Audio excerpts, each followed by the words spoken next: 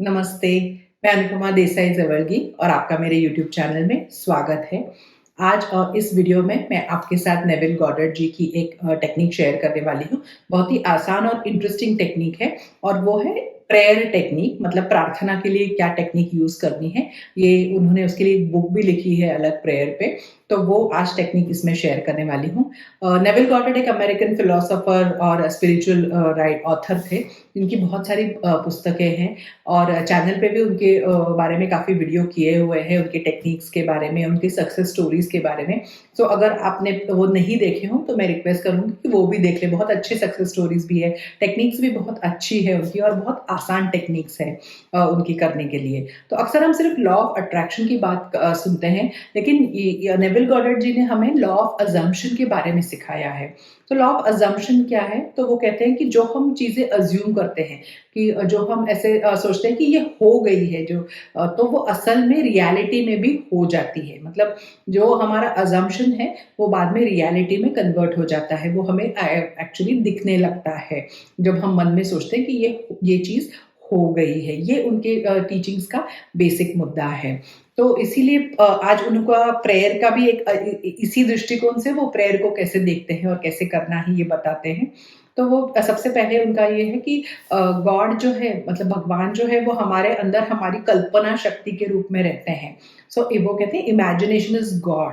और वो उनका एक और बहुत फेमस ये है कि फीलिंग इज द सीक्रेट। मतलब तो इस चीज का सीक्रेट मैनिफेस्टेशन का क्या है कि हमें वो भावना में आना है कि हमारी जो मैनिफेस्टेशन है, जो हमें चाहिए, वो ऑलरेडी हो गया है।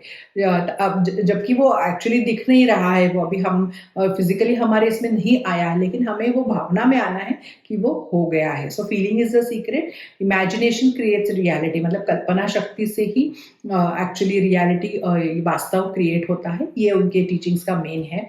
उनका एक बहुत अच्छा लैडर एक्सरसाइज है। सो आपने कभी उनका टेक्निक नहीं किया हो तो लैडर एक्सरसाइज का एक वीडियो बनाया हुआ है, तो बहुत अच्छा आसान टेक्निक है। तो हमारी किसी इच्छा के लिए टेक्निक करने से पहले वो आप लैडर एक्सरसाइज, जो सीढ़ी चढ़ने का एक्सरसाइज है, बहुत फेमस एक्सरसाइज है, वो करके जरूर देखिए उसका रिजल्ट क्या आता है। तो आपको पता चलेगा कि ये विजुअलाइजेशन वगैरह कैसे करना है। तो उनका हमेशा का ये है कि आपको think not from of it but from it. मतलब हमारा मैनिफेस्टेशन के बारे में सिर्फ नहीं सोचना है, हमारा मैनिफेस्टेशन पूरा हो गया है उस पॉइंट से आगे सोचना है। सो फ्रॉम इट ऐसे।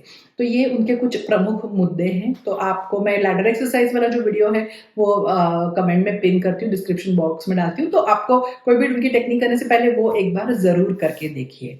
तो आज ये देखते हैं कि उनकी प्रेयर की तरफ नजरिया क्या है, प्रेयर के लिए वो अलग क्या बताते हैं हमें। तो अक्सर क्या होता है कि जब हम प्रार्थना करते हैं तो भगवान को हम कहते हैं, भगवान मुझे ये चाहिए, आपकी कृपा बनी रहे, आप मुझे ये दे दीजिए, मैं कितने दिन से मांग रही हूँ आपको, आपने अभी तक दिया नहीं है, लेकिन आप कब से कब देंगे, जल्दी से जल्दी चाहिए। आप फिर ये भी बताते हैं कि आपकी अभी की परिस्थिति कितनी बुरी है, आपको क्यों चाहिए। ये सारे ऐसे डायलॉग आपके आपके अपने प्रेयर के टाइम पे भगवान से बात करते हुए रहते हैं।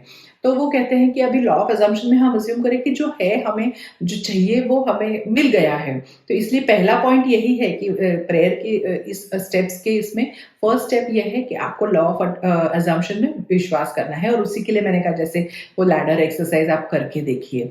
फिर उसके बाद क्या करना है कि अजम्पशन में क्या कहते हैं कि जो अंदर है वही बाहर दिखता है। तो इसलिए हमें अगर बाहर में कुछ बदलना है तो हमें अंदर वो बदलाव लाना पड़ेगा।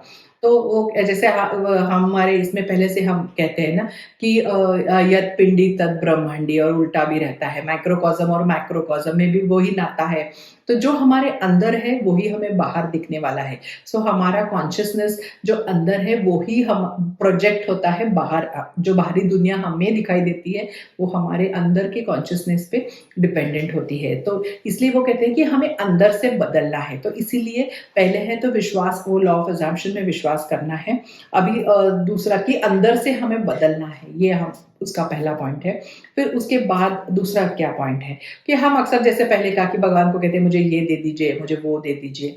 तो अभी अगर हमने लॉ ऑफ अजम्पशन हम यूज कर रहे हैं तो हमें ये करना है कि हमें ऑलरेडी मिल गया है, जो हमें उस भावना में आना है कि हमारे पास वो चीज है, हमारा सपना पूरा हो गया है, हमारा गोल पूरा हो गया है, वो मैनिफेस्ट हो गया है जिस जो हम चाहते हैं। तो हम भगवान को मांगने की तो जरूरत नहीं है। फिर हम क्या करेंगे, भगवान से बात करते हुए कहेंगे कि थैंक यू, कि मतलब जब हो जाए तो मांग तो खत्म हो गई है, तो अभी हम कहेंगे कि थैंक यू कि जो आपने मुझे जो चाहिए वो दे दिया है। तो ये स्टेप 2 यही है कि हमें भगवान से ऐसे बात करनी है कि हमारी विश पूरी हो गई, गई गई है। और तो अभी और फिर उसके बाद क्या करना है, तीसरा जो स्टेप है, तीसरा है कि लेट गो करना है अभी। तो लेट गो करने में क्या, किस चीज का लेट गो करना है, वो जो वांट है, मतलब जो चाह है कि ये चाहिए, उस चीज का लेट गो करना है। क्योंकि एक बार हो गया, अगर हम कह रहे हैं कि अज्यूम करें हमारी जिंदगी में आ गया है, तो फिर वो उसका वो जो चाह है वो खत्म ही हो गई है। तो इसलिए थर्ड थिंग हमको लेट गो करना है कि जो हम हमेशा सोचते हैं कब आएगा, पता नहीं क्यों अभी तक नहीं आया, आएगा कि नहीं, मेरे हमेशा ऐसे ही होता है जिंदगी में, और कुछ और रुकावटें तो नहीं आ गई, मुश्किलें तो नहीं बढ़ी, ऐसे जो सोचते रहते हैं वो सारी चीजें को खत्म करना है। क्योंकि वो चीज हमारे पास आ गई है, यहाँ से हम सोचना शुरू करते हैं। तो ये इसलिए लेट गो करना है, वो चाह की लेट गो करना है, वांट की लेट गो करना है।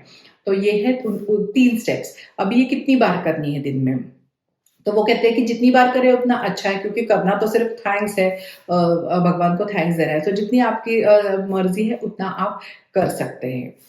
अभी कितने दिन करना है, अभी कितने दिन करना है इसका तो ये ऐसे ये नहीं है कि कब तक होगा, मतलब कितने दिन करना है जैसे कि कब तक मेरी चीज मैनिफेस्ट होगी। अभी कब तक होगी, तो जो शुरुआती का जो मैनिफेस्टेशन रहता है ना, उसका 99% जो है वो दिखता नहीं है। मतलब बिहाइंड द सीन्स बहुत सारी चीजें चलती रहती है, लेकिन हमें वो दिखाई नहीं देती है। सो आखिर में जब वो आखिर का 1% आता है, तभी हम एक्चुअली उसको फिजिकली उसमें बदलाव देख सकते हैं, कुछ चेंज दे सकते हैं, क्या कुछ देख सकते हैं कि अभी होने वाला है, या फिर वो अपने आप घटित होता है तब हमें पता चलता है। तो हमें ये ट्रस्ट करना है कि वो पीछे बिहाइंड द सीन्स काम चल रहा है हमारे मैनिफेस्टेशन पे। तो ये जो हम करते हैं कि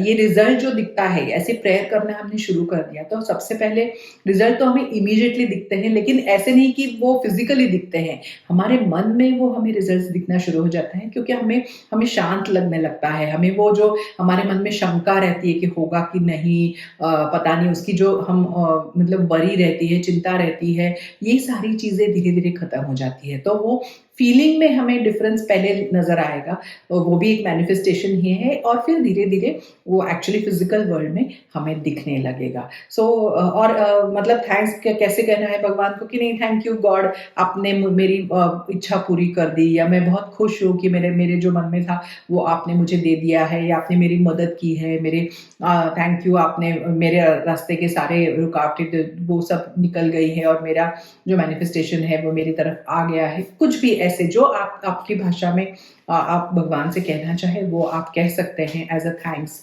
देने के लिए। तो ये बहुत एक सिंपल टेक्निक है, एक अलग नजरिया है देखने के लिए। और जैसे हम किसी को थैंक यू कब कहते हैं, जब हमें कुछ मिल जाता है, तो इसलिए ब्रेन को पता है कि जब हम थैंक यू कह रहे हैं तो वो सबकॉन्शियस माइंड को भी आसान हो जाता है ये एक्सेप्ट करना कि ये ऑलरेडी हो गया है। तो फीलिंग इज द सीक्रेट है उनका ये। तो एक विजुअलाइजेशन जो सीन करते हैं हम कि रात को सोने से पहले कि जो आपको हो गया है, मैनिफेस्टेशन जो चाहिए वो हो गया है, वो एक स्टेप है।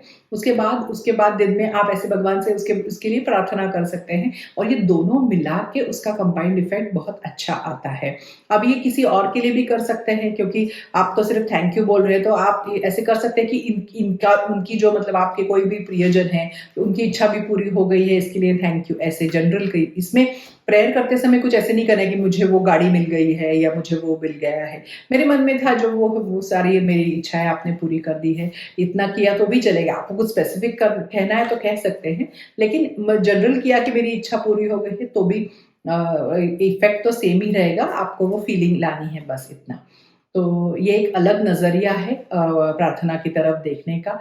तो आपको पसंद आए तो लाइक कीजिए, किसी और को फायदा हो उनके साथ शेयर कीजिए, चैनल को सब्सक्राइब कीजिए, और ऐसे ही अगले वीडियो में एक नए विषय के साथ आपसे मिलूंगी। Thank you. नमस्ते।